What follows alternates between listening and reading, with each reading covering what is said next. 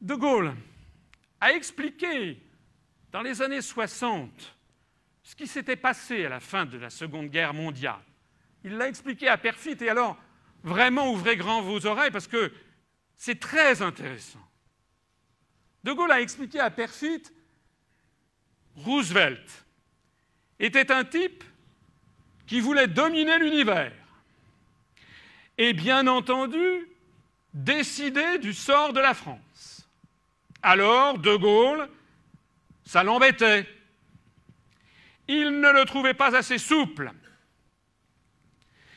Il pensait que le jour où les Américains auraient débarqué en France, si le maréchal était encore là, il n'aurait rien à leur refuser, ce qui était bien vrai. D'ailleurs, Roosevelt avait dit aux émissaires de Gaulle, après l'affaire de l'opération Torche, lorsque les Anglo-Américains étaient intervenus en Afrique du Nord, à la fin de 1942, et qui n'avaient pas prévenu De Gaulle et qu'ils avaient fait alliance avec Darlan, Eisenhower avait fait alliance avec Darlan, c'est-à-dire avec le dauphin de Pétain, Roosevelt avait eu ce propos incroyable. Il avait dit aux émissaires de Gaulle, oui, je traite avec Darlan parce que Darlan me donne Alger, et demain, je traiterai avec Laval lorsque Laval me donnera Paris. Parce que c'était ça qui était prévu. Ce qui était prévu, c'était bien de tout faire pour empêcher que De Gaulle puisse accéder au pouvoir, et avec lui la résistance française, et pour remplacer, même pas remplacer, conserver tout simplement des domestiques qui avaient fait la preuve d'ailleurs de leur souplesse, puisqu'ils avaient collaboré avec les autorités ennemies. Alors De Gaulle poursuit en disant « Ensuite, Vichy étant vraiment devenu impossible, il a laissé tomber Vichy. Il a essayé de se rattraper sur Giraud. Le général Giraud, qui lui aussi était vichiste et qui d'un seul coup, après 1942, et après l'invasion de l'Afrique du Nord par les troupes anglo-américaines, d'un seul coup s'était rallié aux Américains. Les Américains veulent toujours avoir des généraux Giraud, des amis de Karzai, des young leaders de la French American Foundation.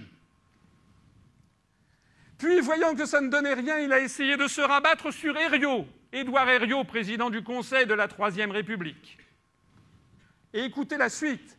Il a même tenté de fabriquer un gouvernement à Paris au moment où j'allais y entrer, donc à l'été 1944, avec Laval,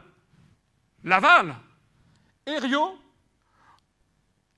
Tout ça a été manigancé avec Otto Abetz, qui était le représentant de Hitler à Paris sous l'occupation, et avec Alan Dulles, qui était à Genève pour le compte de la CIA.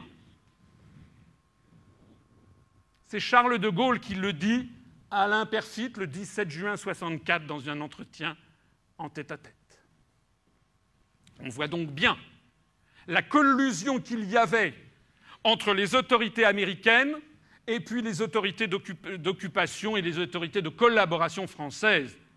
Ils voulaient tout simplement qu'au sortir de la Seconde Guerre mondiale, ils aient une France entièrement domestiquée, aussi domestiquée que l'avait souhaité Hitler. Finalement, c'était quasiment un conflit d'impérialisme entre les Anglais, entre les Américains et les Allemands, et rien d'autre. Alors, face